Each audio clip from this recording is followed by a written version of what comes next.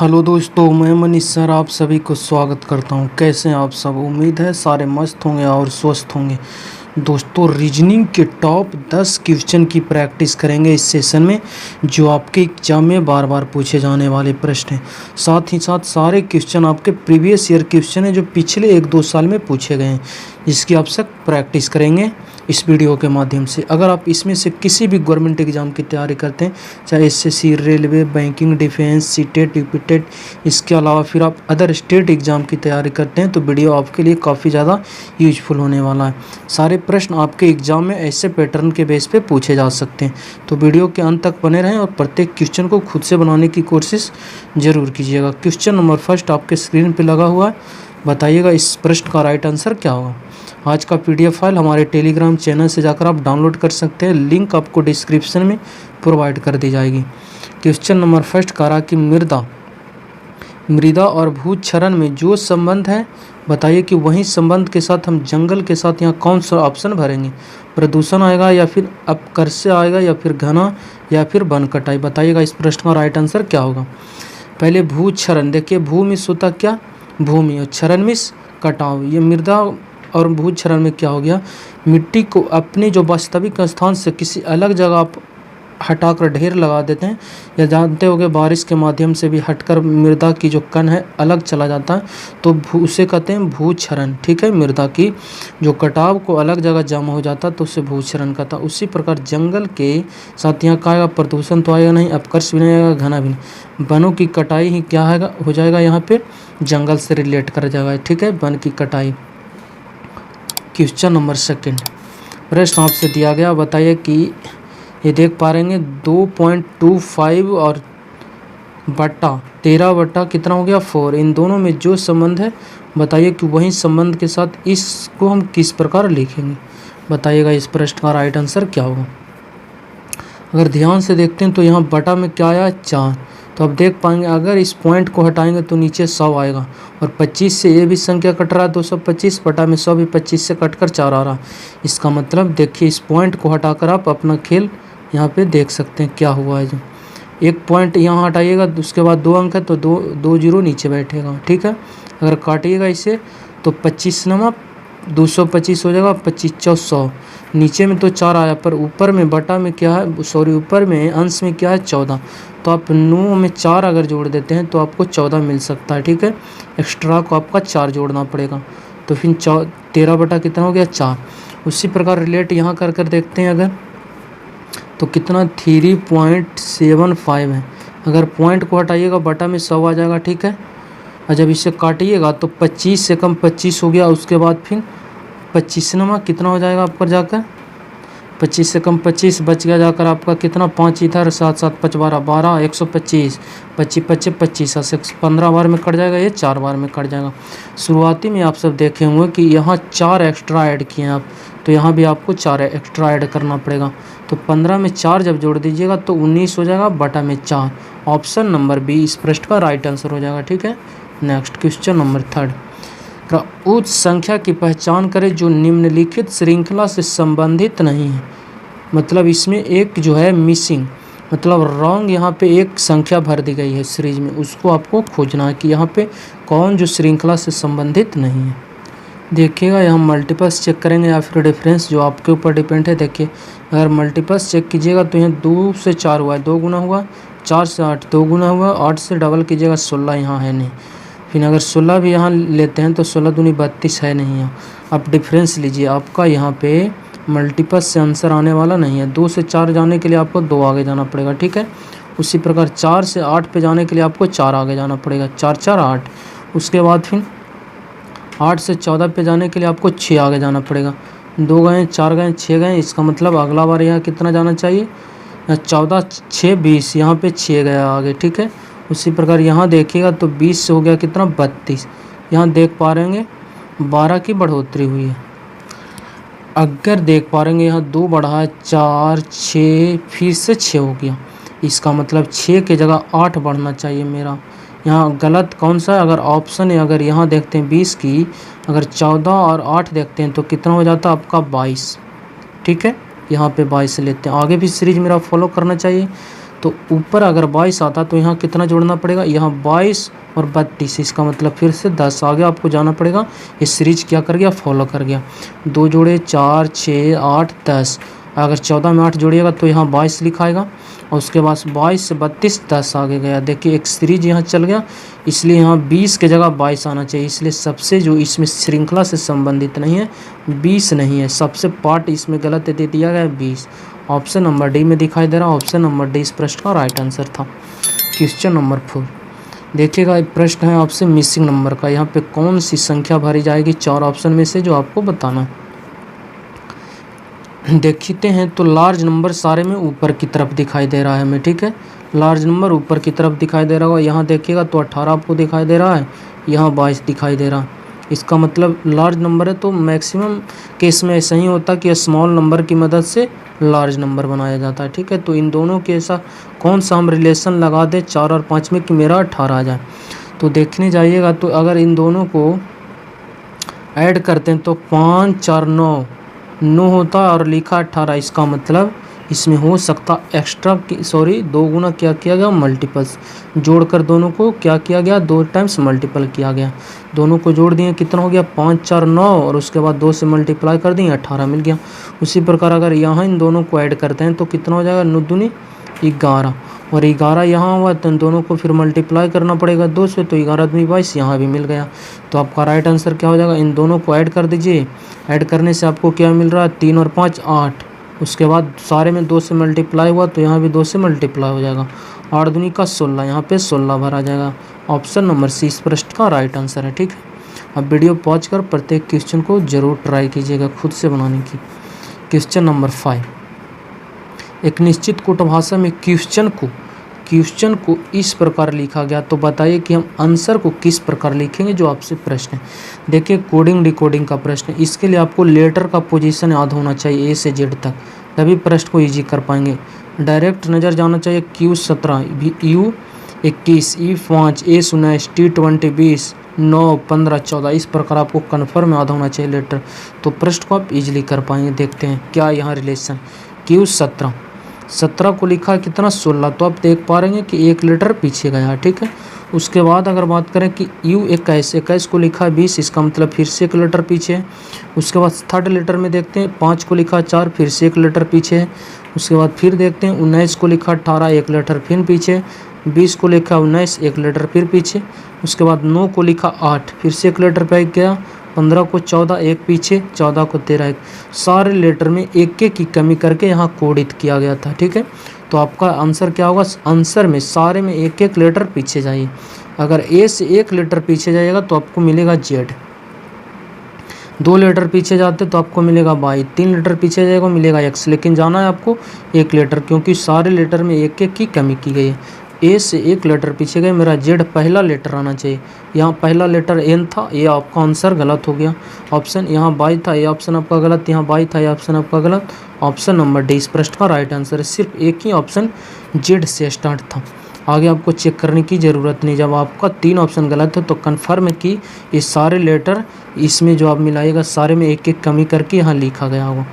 Check कीजिएगा, सिर्फ आपको टाइम वेस्ट होगा। आपको जो रिलेशन था पता है, उस रिलेशन के अनुसार मेरा एक लेटर से भी आंसर आ रहा, तो हम क्वेश्चन को स्किप करेंगे आंसर मार्कर। क्वेश्चन नंबर 6, दी गई आकृति में कितने त्रिभुज हैं, बताइएगा। इस वीडियो को पॉज कर देखिए। अगर एक ट्रायंगल्स के अंदर ऊपर वाले कॉर्नर से या कोई भी कॉर्नर से, ऊपर वाले कोई ज़रूरी नहीं, कोई भी कॉर्नर से अगर बेस पे एक ही कॉर्नर से एक ही बेस पे अगर रेखा खींची जाती है, जैसे एक ही कॉर्नर ये वाले कॉर्नर मारनी है, ये वाले बेस हो गया।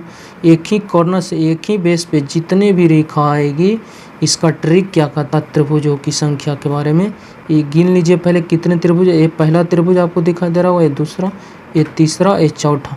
उसके बाद दोनों सभी को आपस में ऐड कर दीजिए, ये आपका ट्रिक कहता है। टोटल ट्रायंगल्स की संख्या निकल जाएगी, ठीक है।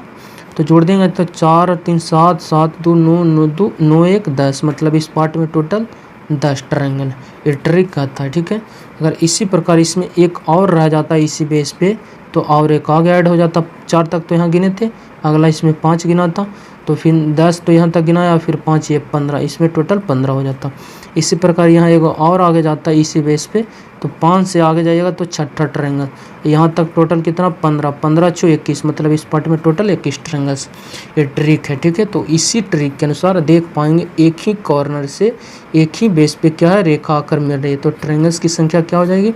देखिए ये आपको पहला त्रिभुज दिखाई दे रहा होगा, ये आपका दूसरा त्रिभुज, ये तीसरा, ये चौथा। उसके बाद सारे को आपस में ऐड कर दीजिए, 1 को ऐड 2 3 4 सारे को जोड़िएगा कितना हो जाएगा 10, मतलब इस पार्ट में टोटल कितने ट्रायंगल्स है 10। Option number C correct answer हो जाएगा। नेक्स्ट क्वेश्चन नंबर 7 करा 4 अक्षर समूह दिए गए जिसमें से 3 किसी न किसी प्रकार संगत है और एक असंगत है। असंगत है उसकी पहचान कीजिए। इसमें एक अलग फॉर्म में लिखा गया, उसको आपको पहचान करना। ऑप्शन ए की बात करें तो देखिए ये 5 से हो गया 9, 4 आगे गया है, और फिर 9 से हो गया 13, 4 आगे हो गया, 13 से फिर 17, सारे में 4 4 आगे किया गया। 5 4 9, 9 4 13, 13 4 17, चारे में 4 4 की बढ़ोतरी प्रत्येक लेटर में। ऑप्शन बी की अगर बात करें 3 को लिखा 7, इसका मतलब 4 लेटर आएगा, 7 4 11, 11 4 15, यहाँ भी सारे में 4 लेटर इंक्रीज किया गया लेटर में जोड़कर। ऑप्शन अगर सी की बात करें, यह 4 से हो गया 8, 8 4 12, 12 4 16, पर है यहाँ 14, इसका मतलब लास्ट वाले में सिर्फ 2 ऐड किया गया। हो सकता मेरा ऑप्शन सी करेक्ट आंसर होगा सबसे अलग। डी को पहले चेक कर लेते हैं। 2 और 4 कितना हो गया 6, 6 4 10, 10 4 14, यहाँ भी सारे लेटर में 4 4 आगे जोड़ा गया। पर ऑप्शन नंबर सी में 12 से होना चाहिए 14, 12 से होना चाहिए, सॉरी 4 जोड़िएगा तो 16, पर यहाँ लिखा 14, सिर्फ यहाँ 2 ऐड किया गया। अगर यहाँ 4 ऐड करता तो ये भी मेरा आंसर नहीं होता, लेकिन इसमें जो बोल रहा था एक असंगत है, मतलब एक अलग है। अलग कौन है, ऑप्शन नंबर सी। बाकी सारे लेटर में 4 4 जोड़कर आगे लिखा गया था 3 ऑप्शन में। भाई यहाँ भी 4 से हुआ 8, 8 से हुआ 12, पर 12 से 16 होना चाहिए, पर 14 ही हुआ, इसलिए सबसे अलग हो जाएगा ऑप्शन नंबर सी, ठीक है। लेटर का पोजीशन आता तो ये सेकंड को आप सेकंड भर में क्वेश्चन को उड़ा देते। क्वेश्चन नंबर 8 देखिए ब्लड रिलेशन का प्रश्न है, वीडियो पॉज कर आप खुद से बनाने की कोशिश कीजिए प्रश्न को। देखिए अगर मेल आता तो उसको आपको किस में रखना, ट्रायंगल में, मतलब मेल आ गया तो उसको ट्रायंगल से हम डिनोट करेंगे, फीमेल आएगा सर्कल में रखेंगे, ठीक है। प्रश्न को पढ़िए, इजीली आप आंसर निकाल पाएंगे। करा एम की पत्नी, एम की पत्नी कौन है, एन, इसका मतलब से जनरेशन क्या, एन पत्नी है, इसका मतलब ये क्या है, फीमेल है। जब ये पत्नी है तो एम क्या हो जाएगा, पति होगा। ये दोनों आपस में हस्बैंड वाइफ है, इसलिए आपस में कनेक्ट कर दिए प्लस से कि ये दोनों आपस में क्या हुए, हस्बैंड और वाइफ। अगला पढ़ते हैं तो नोट यहाँ क्या करा, ए आर की बहन, न इसमें ए है ना आर है, तो आप इससे रिलेट नहीं करिए, आगे बढ़िए। एस एन की माँ, एन की माँ एस है, एन की माँ है, इसलिए एक पीढ़ी ऊपर जाएगा कौन, एस, क्योंकि माँ जानते होंगे आप, अगर आपकी माँ है तो एक पीढ़ी आपसे ऊपर रहेंगे, एक पीढ़ी ऊपर है तो एक पीढ़ी ऊपर रखेंगे, कौन है, माँ। एस क्या है, माँ है, माँ है तो इसको सर्कल में रखेंगे, क्या हो जाएगा, फीमेल है, माँ है तो क्या है, फीमेल।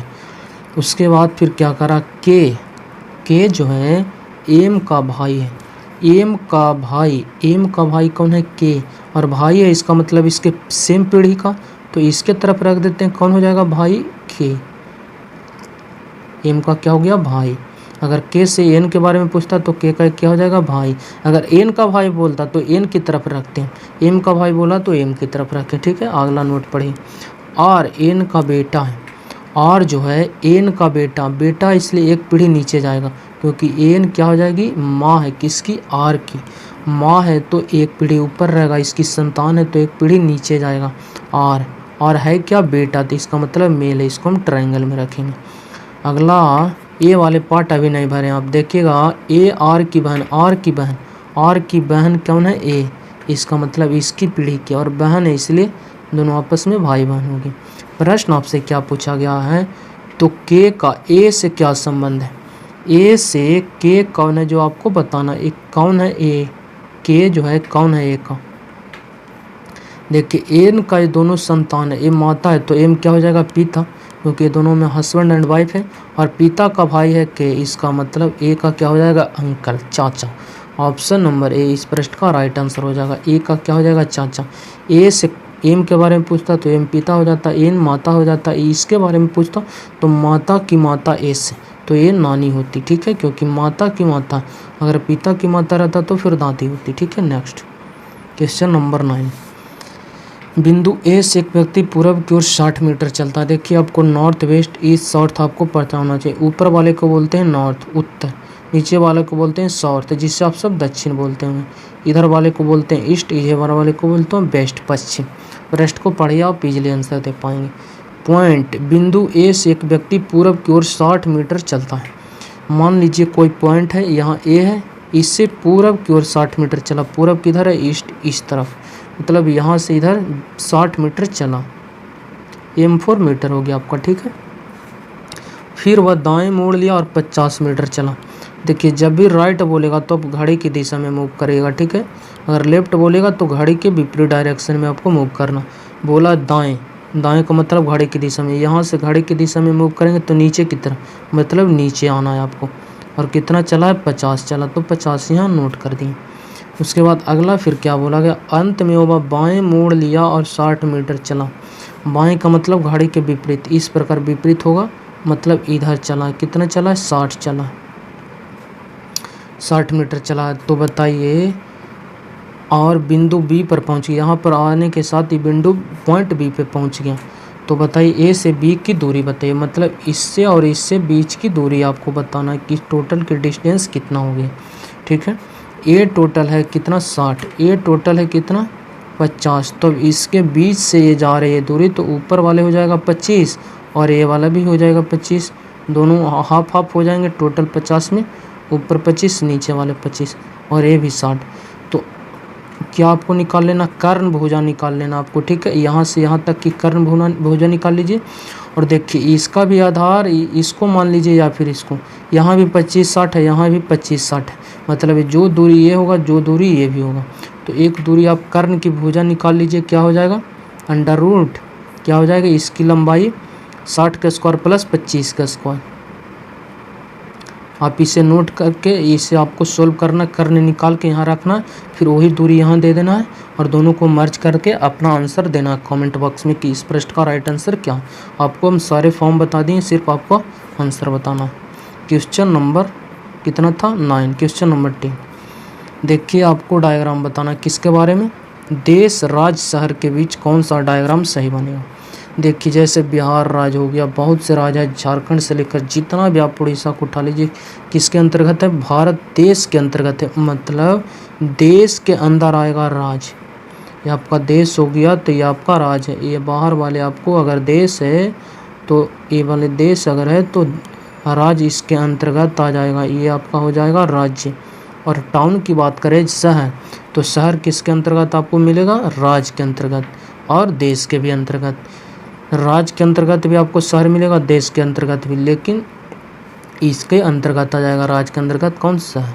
इस प्रकार इसका सही डायग्राम बनेगा। ऑप्शन नंबर डी इस प्रश्न का राइट आंसर है। ये आपके हाल ही के एग्जाम में पूछे गए प्रश्न, ठीक है। तो आपको इसे नज़र में रखना कि देश के अंतर्गत कौन आ जाएगा? राज्य, क्योंकि जितने भी राज्य हैं हमारे देश में किसके देश के अंतर्गत हैं, और शहर जितने भी टाउन है राज्य के अंतर्गत आ जाएगा।